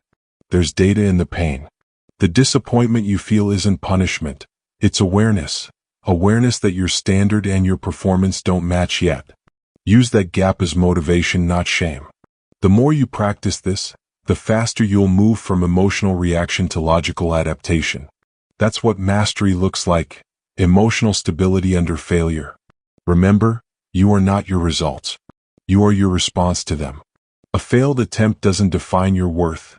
It defines your current level of understanding. And understanding can always improve. The greatest innovators, athletes, and leaders all share one trait. They failed more than others tried. They used failure as feedback loops, each one refining their skill, each one teaching them something the easy path never could. You have two choices every time you fail: shrink or study. One feeds your fear, the other feeds your evolution. Choose study. When you see failure as feedback, it loses its power to scare you. It becomes just another form of data, neutral, valuable, essential. Fail fast. Analyze faster. Adapt forever. That's the rhythm of growth. Don't let your ego turn mistakes into shame. Let your awareness turn them into strategy. Because every failure carries a message. And the moment you start listening instead of complaining, learning instead of regretting, you turn pain into progress. Failure is feedback. It doesn't end the journey, it updates the map. Every mistake is information. Every setback is guidance. Every fall is an invitation to rise smarter. Learn. Adjust. Move forward. That's how you win, not by avoiding failure but by mastering it. Step 12. Develop patience as power. Impatience destroys progress. Patience multiplies it. Every goal worth achieving takes longer than you expect. Every transformation unfolds slower than you wish. The difference between those who reach mastery and those who give up halfway isn't talent. It's patience. The ability to keep working long after the excitement fades. Patience is one of the rarest forms of strength. Most people don't quit because they can't do it. They quit because they can't wait for it. They want the result before the process. They want the reward without the repetition. But nothing in nature grows instantly. You can't rush a seed into a tree. You can only nurture it, trust the process, and give it time. Patience is not passive. It's not waiting around hoping things will change. Patience is disciplined persistence.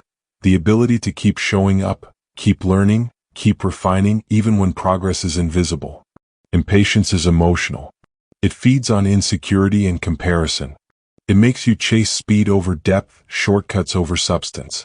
But true strength is slow, not because it lacks urgency but because it values endurance. The strongest people think in decades, not days.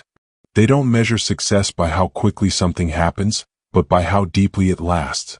Long-term thinkers are unbeatable because they never panic. They don't let temporary setbacks shake their focus. They understand that delay is not denial, it's development.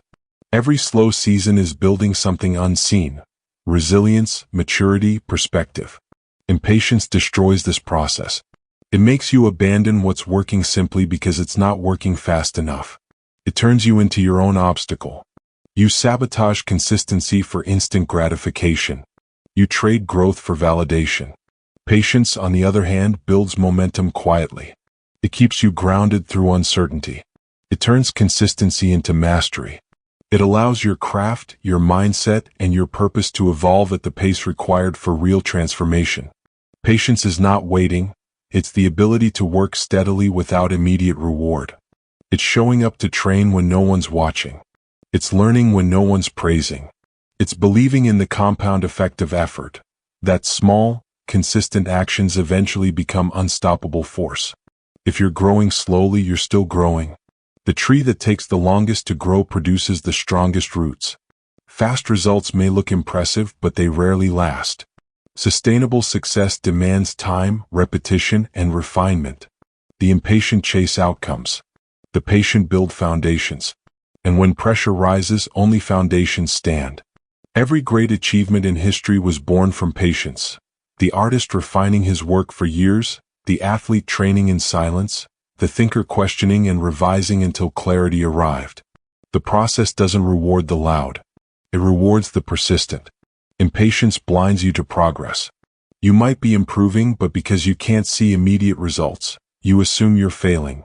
But growth is often invisible. It happens internally long before it shows externally. The mind strengthens before the results appear. Patience is a form of faith, not in luck or fate, but in your own process. It's trusting that every repetition matters even when no one notices. It's knowing that the reward will come at the right time, when you've become the person capable of handling it. Think of patience as controlled energy. It's not giving up, it's strategic endurance. It's saving your emotional energy for creation, not complaint. It's moving forward with quiet conviction, without needing immediate validation. You train patience the same way you train strength, through exposure. You endure delays without losing direction. You stay calm when progress feels slow. You remain consistent when life tests your commitment. Each test you pass lengthens your emotional endurance. Impatience comes from focusing on outcomes you can't control. Patience grows when you shift focus to effort, the part that's always in your hands. You can't control the timing of success, but you can control your preparation for it. Every time you feel impatience rising, remind yourself, I'm not stuck, I'm being strengthened. Every delay is teaching you endurance. Every pause is teaching you control. Every moment without visible reward is sharpening your character.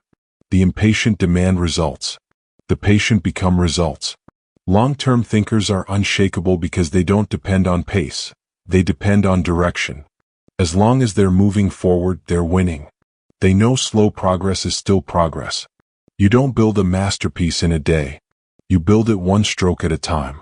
And while others quit in frustration, the patient keep painting. They understand that true power lies in staying when others walk away. Patience transforms chaos into clarity. It quiets the noise of comparison and anchors you in consistency.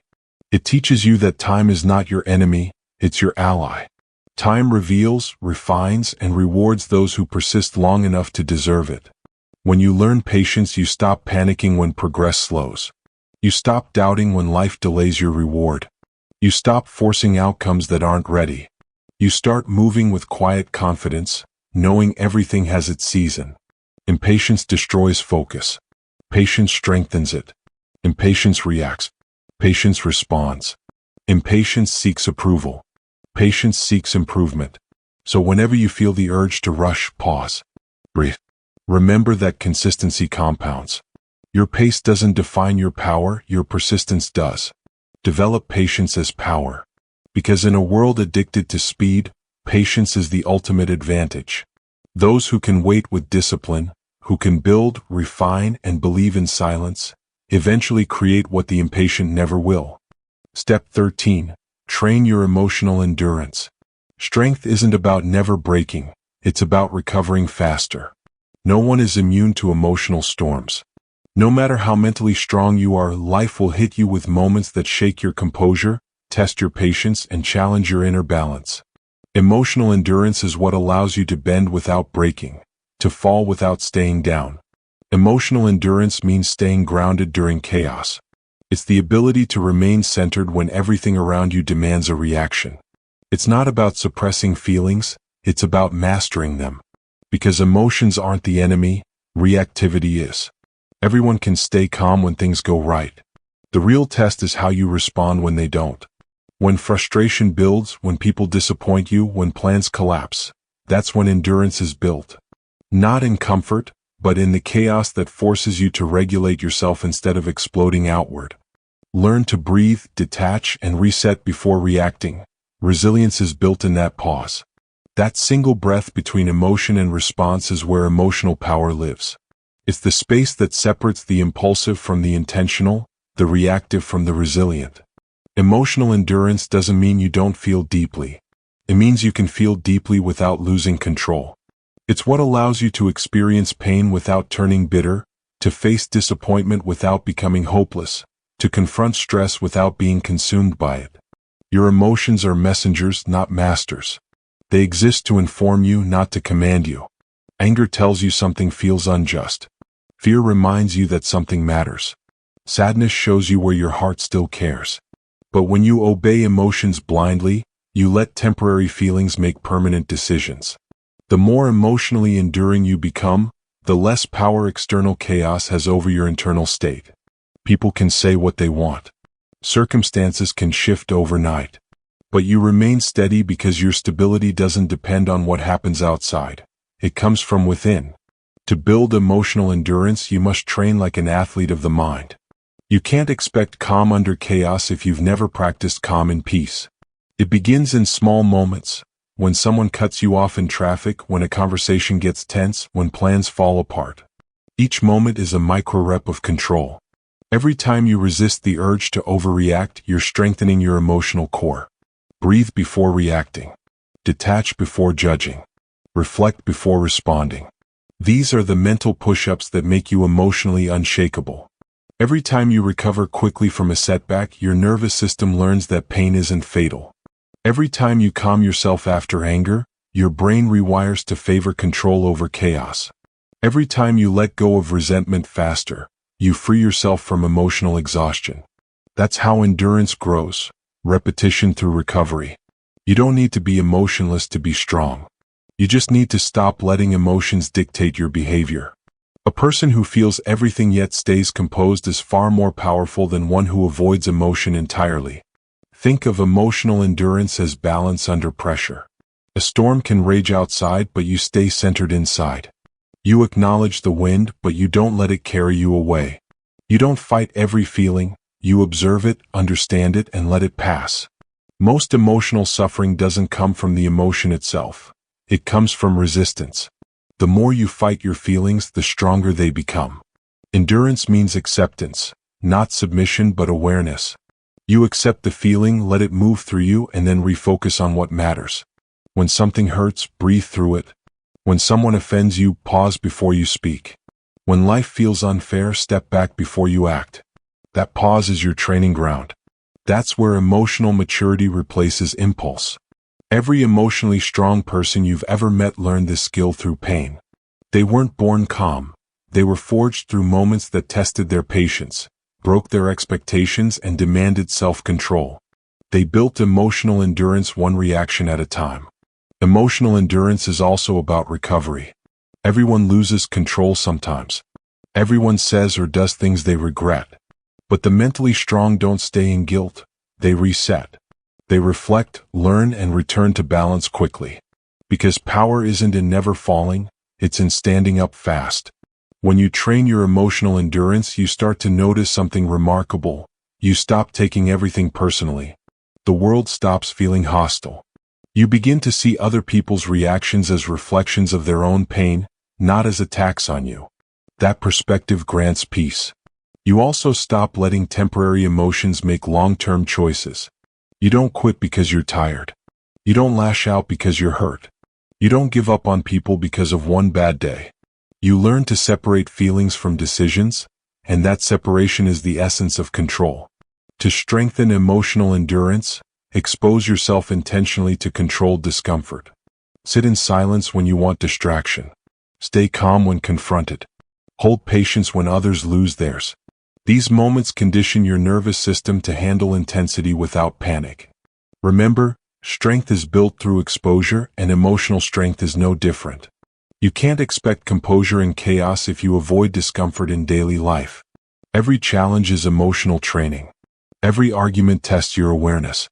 Every delay trains your patience. Every heartbreak expands your emotional capacity. The more you endure, the calmer you become. The calmer you become, the clearer you think. And the clearer you think, the stronger you get. So don't run from emotions, regulate them. Don't suppress feelings, understand them. Don't aim to never break, aim to recover faster each time. Train your emotional endurance like you train your body, daily, intentionally, and with patience. Strength isn't about being untouched by emotion. It's about staying grounded through it. Breathe, detach, reset. That's the rhythm of emotional resilience. Because true power isn't in never feeling, it's in feeling everything and still choosing peace. Step 14. Let go of control. The more you try to control everything, the less control you actually have. Life is unpredictable, full of shifting variables, other people's choices, and events that simply refuse to fit into your plans. The harder you fight that truth, the more exhausted and anxious you become. True control comes from letting go of what you can't influence and mastering what you can, yourself. Control is a paradox. The tighter you grip, the more life slips through your fingers. But when you release the need to dominate every outcome, something powerful happens. Peace enters. Clarity appears. Energy returns. You stop wasting strength on things that don't belong to you. You waste energy trying to fix what isn't yours to carry. Not every problem is your responsibility. Not every storm needs your interference. Sometimes the strongest move you can make is to step back, breathe, and let life unfold without your constant management. Most people confuse control with responsibility. They believe that if they stop worrying, everything will collapse. But worry is not control, it's just mental noise. Control is not about micromanaging life, it's about mastering focus. Focus only on your input, never on the outcome. You can't dictate how the world responds, but you can dictate how you show up. You can't decide who supports you, but you can decide to keep going regardless. You can't predict the results, but you can ensure your effort stays consistent. When you focus on what you can control, your attitude, your preparation, your reactions, you regain real power. Because effort is always yours, but outcomes never are. And peace comes from that separation. The need for control is born from fear.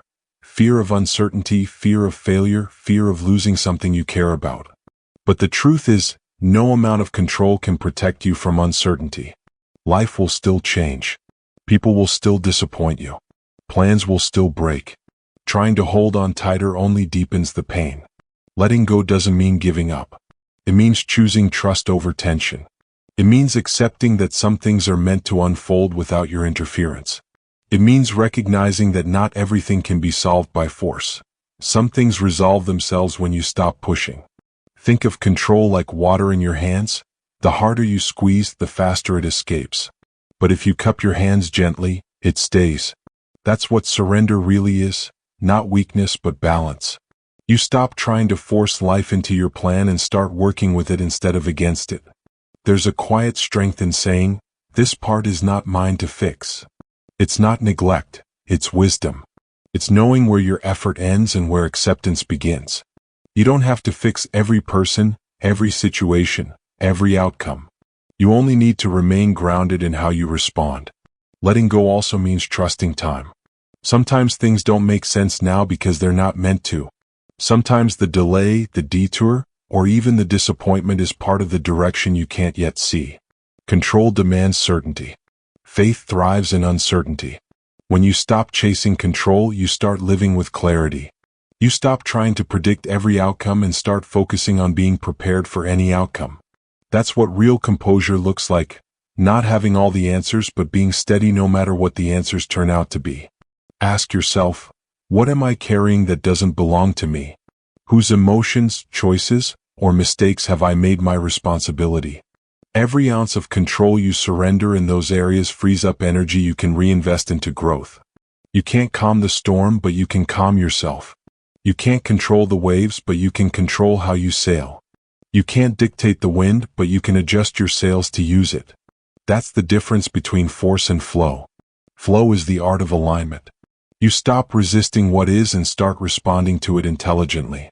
Instead of forcing the world to match your expectations, you align yourself with reality and move through it with grace. That's how strong people maintain serenity, not by controlling the uncontrollable, but by mastering adaptability. Control tempts you with certainty but rewards you with exhaustion. Letting go tempts you with fear but rewards you with peace. Choose peace. When you let go, you stop being reactive. You stop fighting battles that don't matter. You start seeing what's actually within your reach. Your habits, your discipline, your decisions, your focus. That's the real battlefield of life. Inside you, not around you. Every time you redirect energy from outcomes to input, you reclaim power. You become unshakable because your peace no longer depends on results. You can work hard without attachment. You can love without clinging. You can try without fearing failure. Letting go doesn't mean apathy, it means maturity. It's the realization that effort matters more than control, that influence matters more than domination, and that peace is worth more than certainty. When you master this mindset, setbacks stop feeling personal. Delays stop feeling unfair. You stop fighting the natural rhythm of life and start flowing with it. You learn that control is not about commanding outcomes, it's about commanding yourself within them. True control is internal. It's the calm within chaos, the focus within distraction, the choice to stay aligned when life throws you off balance. So let go. Let life breathe. Let outcomes unfold without fear. Do your work with integrity, give your best, and then release your grip. Because your peace begins where your need to control ends. Step 15. Learn to be alone without feeling empty. Most people fear being alone because they mistake solitude for loneliness. But solitude is not emptiness, it's space. The space where your real thoughts surface, your identity takes shape, and your connection with yourself deepens. Solitude is strength in disguise. It reveals how solid your foundation really is. Time alone builds clarity, identity, and independence. It strips away noise, opinions, and distractions. When you're constantly surrounded by people, your sense of self becomes diluted, shaped by approval, comparison, and conversation. But when you step away from the crowd, you start hearing your own voice again. You start remembering what truly matters to you. Aloneness is not isolation. Isolation is running from the world. Solitude is returning to yourself. One is avoidance, the other is awareness. The ability to be alone peacefully is a mark of emotional maturity. It shows you no longer depend on others to fill your inner silence. If you can't lead yourself, you can't lead anyone else. Leadership begins internally. You can't guide others if you crumble in your own company. You can't inspire others if your self-worth depends on their validation.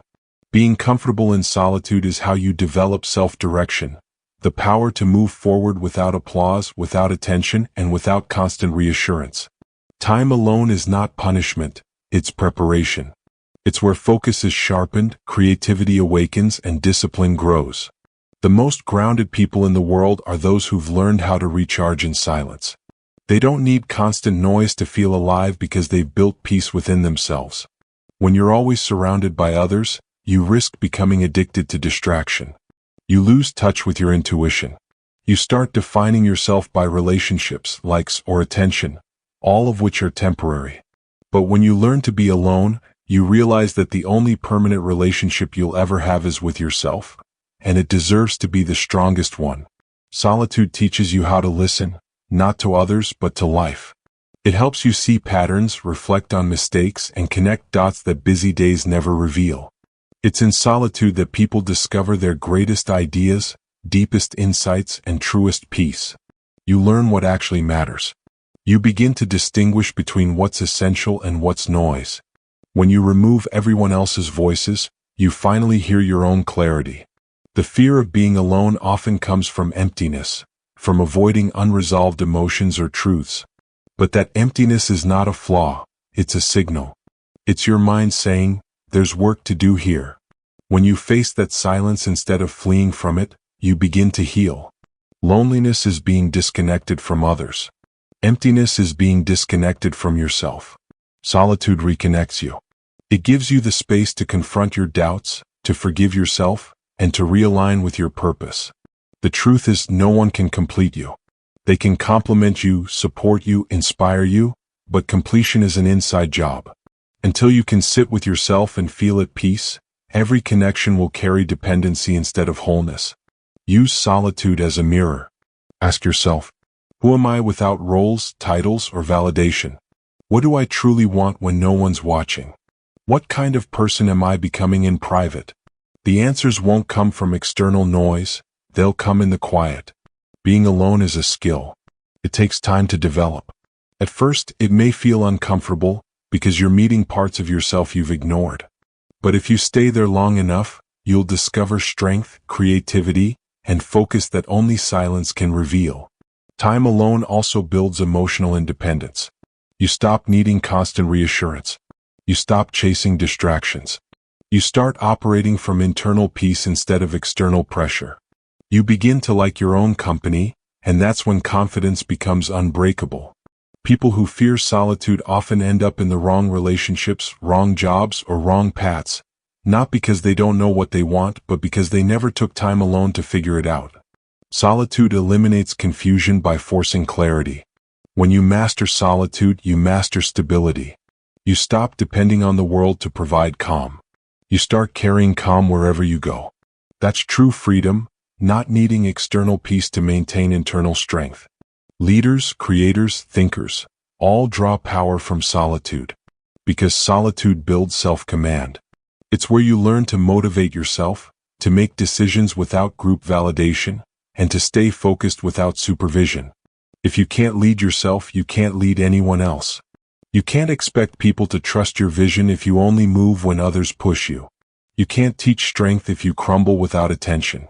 The ability to stand alone is what gives your words weight and your actions power. Solitude sharpens the mind and strengthens the spirit. It reminds you that you are already whole, already enough, already capable. It teaches you that you can survive silence, uncertainty, and space, and not just survive but thrive in them. Don't fear being alone. Fear being so dependent on others that you forget how to be yourself. Make solitude a part of your growth routine. Spend time each day away from noise, reading, reflecting, journaling, walking, or simply sitting in stillness. Let your thoughts settle. Let your energy reset. Let your clarity return. When you can sit in silence without restlessness, you've reached real peace. When you can motivate yourself without external encouragement, you've reached real independence. And when you can enjoy your own company, you've reached real maturity. Learn to be alone without feeling empty, because solitude isn't the absence of connection, it's the foundation of it. The stronger your relationship with yourself, the stronger every other part of your life becomes. Solitude is where you meet the real you, and once you know that person deeply, you'll never fear being alone again. Step 16. Protect your energy. Energy is the foundation of everything you do. Your focus, your discipline, your emotions, your ambition. When your energy is scattered, your strength fades. When your energy is preserved, your power multiplies. You can't build a strong mind in a weak environment. You can't create peace while constantly feeding on noise. That's why protecting your energy isn't selfish, it's survival. Energy leaks through gossip, negativity, and endless comparison. Every time you engage in pointless arguments, absorb other people's drama, or scroll through lives that make you question your own, you drain the very force that drives your growth. Most people don't realize how expensive it is to give their attention to the wrong things. One moment of distraction can spiral into hours of lost focus. One conversation filled with bitterness can poison your motivation. Every negative interaction is an invisible withdrawal from your mental bank account. Guard your attention like your life depends on it, because it does. What you give attention to shapes your reality. If you feed your mind chaos, you'll live in confusion. If you feed it peace, you'll live in clarity. Your attention is the most valuable resource you own, and everyone, media, algorithms, opinions, environments, is fighting to take it from you. Protecting your energy begins with awareness. Ask yourself throughout the day, what am I feeding my mind right now? If what you consume doesn't uplift, inform, or empower you, it's draining you. If a person leaves you constantly tired instead of inspired, they're not a connection, they're a consumption. You don't have to hate what you walk away from. You simply have to love your peace more. Growth often means outgrowing things that once made you feel alive. Certain people, habits, or environments. What once excited you can eventually exhaust you if it no longer aligns with your purpose. Learn to walk away from what drains you, even if it once excited you. Energy changes with seasons. What fueled your old self may suffocate your evolving self. Don't cling to what's familiar if it's depleting the person you're becoming. Sometimes protecting your energy means saying no to invitations, to conversations, to opportunities that look good but don't feel right. You don't owe constant access to anyone. The moment you start valuing your peace, you'll realize that not everyone deserves your time. And that's not arrogance, that's awareness. Negativity spreads faster than disease. It sneaks into your thoughts through other people's complaints, through toxic environments, through your own unchecked emotions. Protecting your energy means staying conscious of what you allow to take root in your mind. Start filtering your environment the same way you filter what you eat. Junk energy produces junk results. If you surround yourself with lazy, bitter, or aimless people, you'll start mirroring their energy without realizing it. Energy is contagious, so choose your circle like your success depends on it. Peace isn't found, it's created. It's the result of daily decisions to disengage from what drains you. Silence unnecessary noise. Avoid meaningless comparison. Limit exposure to anything that weakens your focus or disturbs your calm. Energy protection isn't about isolation, it's about intention. You don't need to hide from the world, you just need to choose what parts of it deserve your engagement. Every no to what drains you is a yes to what strengthens you. Protecting your energy also means protecting your self-talk. The loudest energy drain isn't external, it's internal. Every time you criticize yourself harshly, replay regrets, or doubt your worth, you leak power. Speak to yourself the way you'd speak to someone you're trying to protect. Direct your inner dialogue toward progress, not punishment. The most peaceful people aren't those who live in perfect conditions. They're the ones who mastered energetic boundaries. They know what to engage with, what to ignore, and when to walk away. They treat their mind like sacred space. Not everyone gets access, and not everything gets entry. Your energy is your currency. Spend it wisely. Don't invest it in people who take without giving. Don't waste it on proving points that don't matter. Don't use it to chase validation that disappears. Spend it on creation, learning, health, and purpose, things that yield long-term returns. There will always be people who drain your energy, the ones who complain but never act, who criticize but never build, who expect your time but never respect your boundaries. You can't save them by sacrificing yourself. The best thing you can do for others is to protect your energy enough to stay strong, focused, and grounded, so you can give from overflow, not depletion. Protecting your energy is an act of self-respect. You're not here to absorb every emotion, fight every battle, or carry every burden. You're here to grow, to create, to evolve. And that requires energy, clean, focused, intentional energy. Be ruthless with your boundaries and generous with your focus. When you protect your energy, you protect your mind. When you protect your mind, you protect your direction. Remember, your peace is power. Guard it. Your attention is currency. Spend it wisely. And your energy is sacred. Protect it like your life depends on it, because it truly does. Step 17. Turn pain into purpose. Pain changes people, but how it changes you depends on how you face it. Some let pain harden them, others let it guide them. The strongest individuals aren't those who avoided pain, they're the ones who transformed it. They took what was meant to break them and built something greater from it. Pain is a powerful teacher, if you listen instead of resisting it. Every wound carries wisdom. Every heartbreak, betrayal, failure, or loss contains a message hidden beneath the suffering. Pain doesn't come to punish you, it comes to prepare you. It arrives to show you what needs healing, what needs changing, what needs strengthening. But most people resist pain. They run from it, numb it, bury it. They refuse to feel it, hoping it'll disappear. But what you resist persists. Pain only multiplies when ignored. It demands to be processed, not suppressed. Because buried pain becomes silent poison, leaking into your thoughts, decisions, and relationships. The moment you stop resisting pain and start listening to it, everything changes. You realize that your pain is not an enemy, it's information. It's revealing something vital about your path. Maybe it's teaching patience. Maybe it's exposing illusions. Maybe it's forcing you to rebuild on a stronger foundation. Every hardship carries a lesson that can evolve into a mission. When you start to heal, your pain becomes a source of empathy. It gives you the ability to understand others, to lead with compassion, to connect with people who are struggling the same way you once did. What once felt like suffering begins to feel like responsibility, the responsibility to use your experience for something meaningful. That's how survivors become leaders. They don't just heal, they help. They take the fire that once burned them and use it to light the way for others. Their scars become maps, their stories become lessons, and their strength becomes proof that healing is possible. Pain transforms into purpose when you ask better questions. Instead of asking, "Why did this happen to me?" ask, "What is this teaching me? What can I create from this? Who can I help with this experience?" Those questions shift you from victim to victor, from suffering to growth. There's a reason the most inspiring people often have the hardest pasts. Pain gives you depth. It strips away superficial desires and forces you to look within. It humbles you. It teaches gratitude. It makes you pay attention to what truly matters. You can't fake wisdom that comes from pain. It's carved into your character. The purpose of pain is transformation. It pushes you to evolve into the version of yourself that your comfort zone never could have created. Growth is rarely born from happiness. It's born from struggle. The moments that hurt the most are often the ones that shape you the most.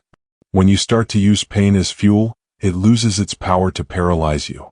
You stop seeing it as a setback and start treating it as raw energy, energy that can be redirected into building, writing, training, serving, creating. Pain gives you passion if you choose to channel it instead of drown in it. Use your pain to fuel your purpose. If you've suffered through betrayal, maybe your purpose is to help others rebuild trust. If you've faced loss, maybe your purpose is to help others find healing. If you've known failure, maybe your purpose is to teach resilience. There's always someone who needs the wisdom your wounds gave you. Purpose doesn't erase pain, it redeems it. It turns something senseless into something meaningful. It turns why me into watch me. The same fire that once burned you can forge you into something indestructible. Pain is the catalyst of every great story. It's what awakens strength, fuels creativity, and deepens humanity. Without pain, you wouldn't know compassion. Without loss, you wouldn't understand gratitude. Without struggle, you wouldn't discover your power. To turn pain into purpose, you must first accept it fully. Stop pretending it didn't happen. Stop minimizing it. Acknowledge it, feel it, learn from it. Healing doesn't happen by erasing pain. It happens by integrating it, by turning it into wisdom. When you carry unprocessed pain, it controls you. But when you process it, you control it. It becomes a tool, not a trigger. You no longer react from old wounds, you respond from new awareness. That's emotional evolution, and it's the core of all mental strength. Pain can either build resentment or resilience. It can make you bitter or better. The difference lies in whether you let it define you or refine you. You don't choose the pain you experience, but you do choose what to do with it. You can let it close your heart or open it. You can let it break your will or sharpen it. You can let it bury you or build you. When you choose to turn pain into purpose, you reclaim your story. You stop being a product of what happened and start becoming the author of what happens next. You stop living in the wound and start living from the wisdom. Remember, the people who've endured the most pain often become the ones who bring the most light. Because they understand darkness, they've lived through it. They don't just speak about strength, they embody it. Pain will visit you, that's inevitable. But suffering is optional. Suffering is what happens when you resist pain instead of transforming it. Transformation begins when you decide that the pain ends with you, and the purpose begins through you. Use your pain as fuel. Let it refine you, not define you. Every hardship is a lesson in disguise. Every wound can become wisdom. Every scar can become strength. That's how survivors become leaders, not because they avoided pain, but because they turned it into purpose. Step 18. Practice stillness daily. In a world obsessed with constant motion, stillness has become a forgotten strength. We live surrounded by noise, endless notifications, conversations, and demands pulling at our attention. And yet, true power lies in the ability to be still. Quiet is not weakness, it's recalibration. It's where your mind repairs itself, your focus returns, and your inner compass realigns. You can't think clearly when you're always reacting. You can't make wise decisions when your mind is crowded. Stillness creates clarity, clarity sharpens direction. Every great thinker, creator, and leader throughout history understood this. Silence isn't the absence of activity, it's the foundation of it. When you stop moving for a moment, you begin to see. You start noticing what you've been ignoring, your thoughts, your feelings, your intuition. Stillness isn't about doing nothing, it's about listening. Just giving your mind the space to breathe. Set aside 10 minutes of silence each day. Your mind needs peace to perform. Think of it as mental hygiene. You wouldn't go a day without cleaning your body, so why go a day without cleansing your thoughts? Silence clears the mental clutter, resets your emotions, and reminds you that not every noise deserves your attention. Stillness is not laziness. It's strategy. It's how you gather strength before action, how you regain control before response, how you connect with your deepest awareness before making decisions. The mind that can be still under pressure is the mind that wins under pressure. When you practice stillness, you slow down your thoughts long enough to see what truly matters. You start realizing that half of your stress comes not from reality but from the noise you attach to it. Stillness filters out the unnecessary. It gives you perspective. It turns chaos into order. You'll notice that most people can't sit in silence. They reach for distraction instantly. Their thoughts scare them. Their emotions overwhelm them. But silence isn't scary once you learn to sit with it. It's sacred. It's the space where truth speaks. Stillness teaches you to observe rather than react. When something frustrates you, instead of instantly responding, take a breath. Feel the space between stimulus and reaction. That gap is where self-mastery lives. The practice of stillness trains your emotional intelligence. It allows you to process emotions instead of suppressing them. It gives you the ability to pause, reflect, and respond from awareness instead of impulse. The calmest minds are not emotionless. They are emotionally trained. Start small. 10 minutes a day. No music, no phone, no conversation. Just sit. Breathe. Observe your thoughts without judgment. Watch them pass like clouds, temporary, shifting, harmless. The more you practice, the quieter your mind becomes. You'll start to notice something extraordinary. After stillness, your thoughts are sharper, your focus deeper, your reactions slower. You think less but see more. You stop mistaking activity for progress and start moving with precision instead of panic. Stillness resets your nervous system. It lowers anxiety, balances emotion, and reconnects you with the present moment. It's like pressing refresh on your mental operating system. When you skip stillness, your thoughts start overlapping, your focus fragments, and your creativity dims. People chase clarity through more information, but clarity comes from less noise, less rushing, less mental clutter. Stillness is the filter through which truth becomes visible. The stronger your stillness, the sharper your decisions. You stop chasing every thought and start observing which ones deserve your energy.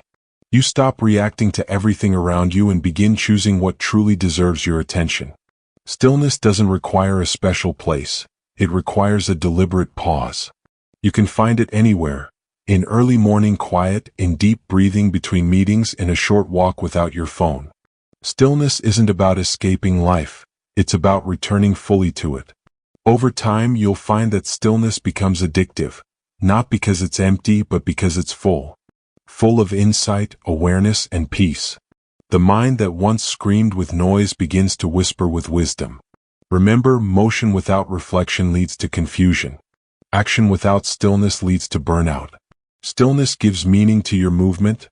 It aligns your external hustle with your internal purpose. Practice stillness daily.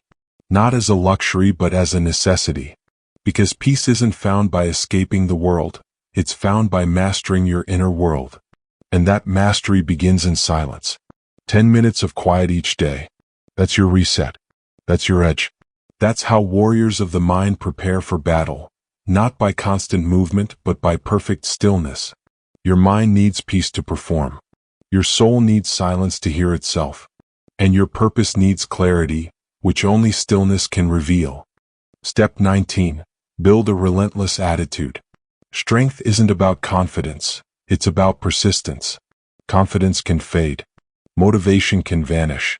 But persistence, that relentless refusal to quit, is what separates the ordinary from the unstoppable.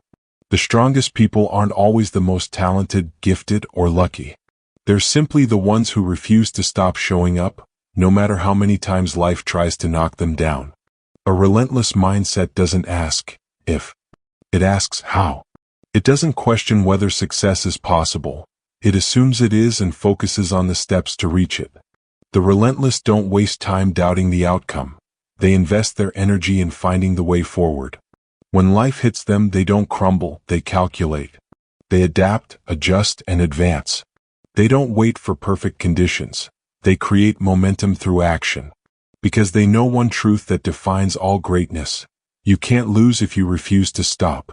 No matter how many times you fail, you never lose momentum if you never lose will. Failure only drains those who treat it as final. The relentless see failure as friction, necessary resistance that sharpens them. Each setback becomes a rep in the gym of mental strength. each obstacle another opportunity to prove their endurance.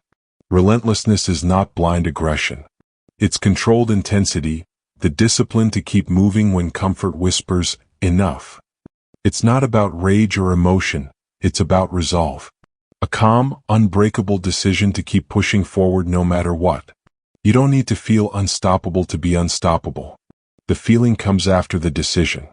Most people wait to feel ready, the relentless move anyway.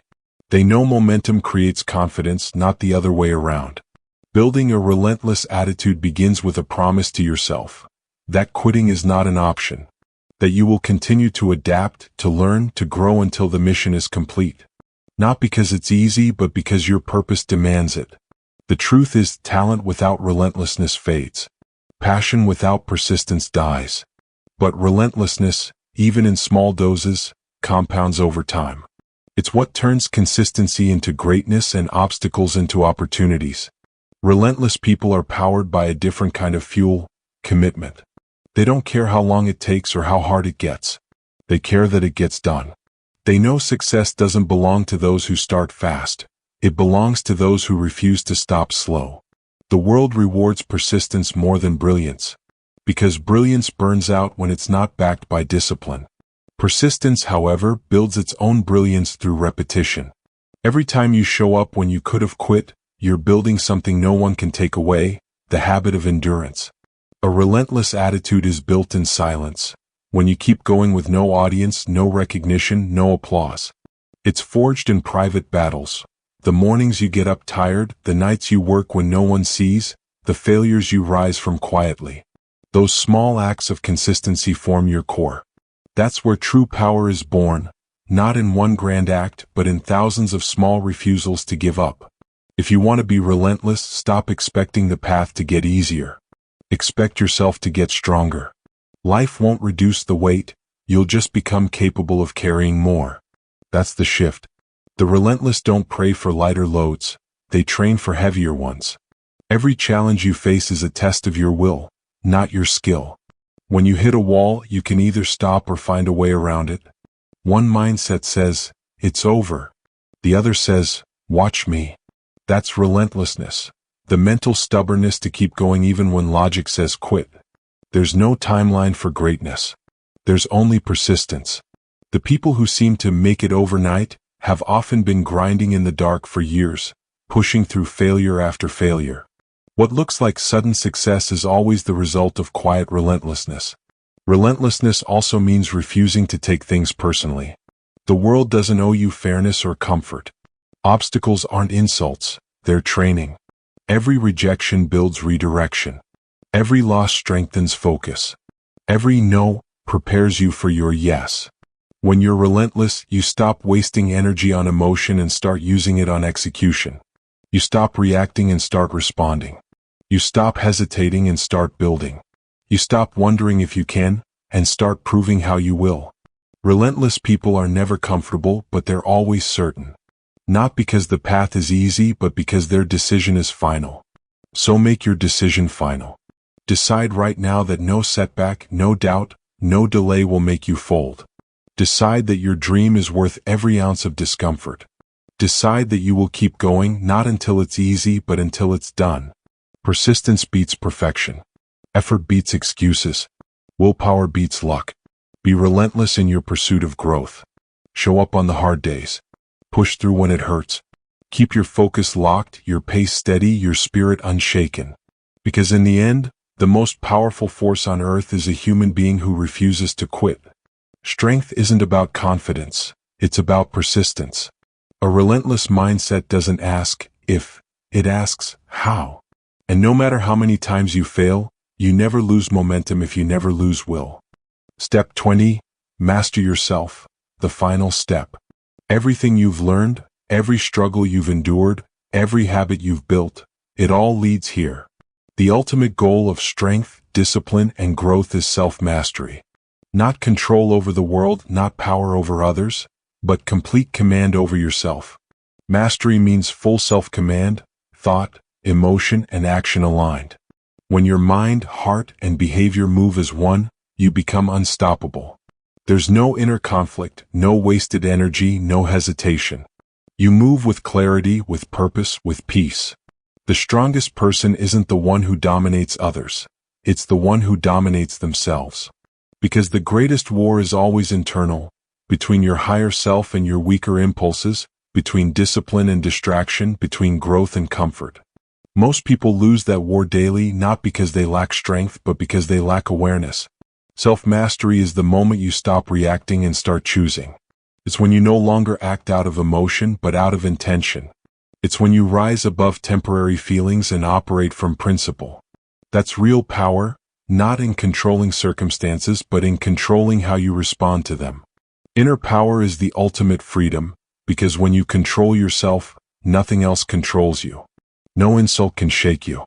No failure can break you. No temptation can distract you. You stop being a victim of moods, fears, or external opinions. You become the calm within chaos, the steady hand in the storm. Self-mastery doesn't mean perfection. It means presence. You still feel fear, frustration, and fatigue, but you don't obey them.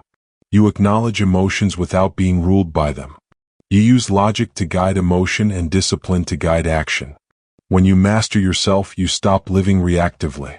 You stop being pulled by circumstance, by other people's expectations, by random impulses. You start living intentionally. Every decision becomes a conscious choice aligned with your purpose. Every day becomes an act of creation, not survival. True mastery begins with awareness. You can't command what you don't understand. You must learn to observe yourself without judgment, to see your habits, your thoughts, your triggers, to notice the patterns that make you act out of weakness instead of strength. Awareness is the light that exposes what needs discipline. Then comes discipline, the training of the mind to obey purpose over pleasure. Discipline is how you build control.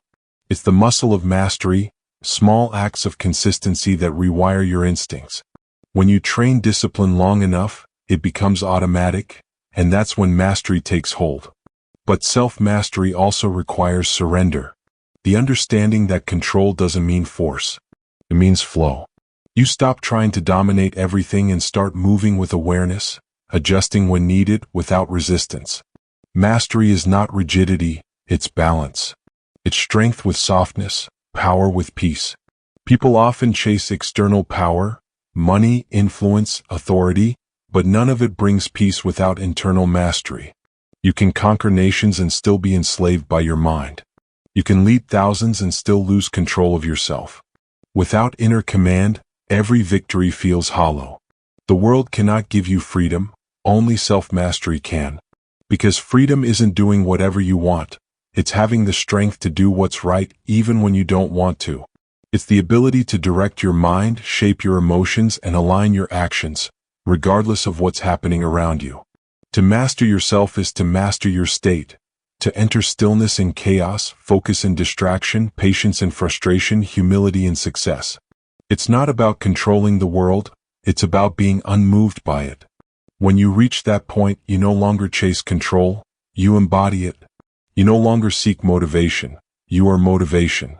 You no longer fear the unknown, you trust your ability to adapt. That's the essence of mastery. Every principle in this journey, strength, patience, focus, detachment, emotional endurance, has been training you for this. Every challenge you faced was a mirror showing where control was missing. Every lesson was sharpening your awareness, discipline, and self-trust. And now the final truth, the journey never ends. Self-mastery is not a destination, it's a daily practice. Every day you renew your command. Every moment you choose awareness over autopilot. Every reaction becomes an opportunity to demonstrate power. The goal is not to never fall, it's to never lose command even when you do.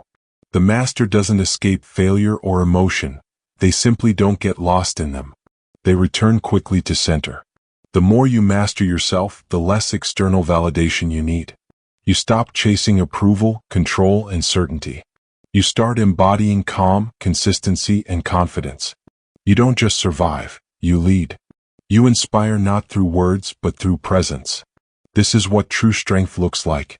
When your thoughts serve your vision, not your fears. When your emotions support your purpose, not sabotage it. When your actions reflect your values, not your impulses. That alignment, thought, emotion, action, is the definition of mastery, and that is freedom. You've walked through resistance, pain, discipline, patience, and awareness, all to arrive here, the realization that the real battle was always within. The final victory isn't about conquering the world, it's about conquering yourself. Because when you master yourself, everything else falls into place. Peace becomes your power. Focus becomes your weapon. Purpose becomes your path. Master yourself, completely, quietly, daily. Because once you do, nothing and no one will ever have power over you again. You've just completed the 20 steps to unlocking your inner power. But remember, these steps aren't meant to be read once. They're meant to be lived daily. Mental strength is not a finish line, it's a lifestyle. Every day you wake up, your mind gives you two options: to fall back into weakness or to rise into mastery. The difference between the two? Awareness. Awareness of your choices. Awareness of your reactions. Awareness of your potential. You now know how to train your mind like a muscle, how to think stronger, act calmer, and rise higher. So don't chase motivation. Build structure. Don't seek control. Seek composure. Don't run from struggle. Learn to breathe through it. The truth is simple. Power isn't found, it's forged. And you, right now, are the blacksmith of your own mind. Every day, every habit, every choice, hammering away at the old you, shaping the new. This is how you build inner power. Quietly, consistently, relentlessly. Unlock your mind. Command your focus. Become unshakable. The world doesn't need a stronger world, it needs stronger people. Be one of them. Your power was never missing. It was waiting for you to claim it.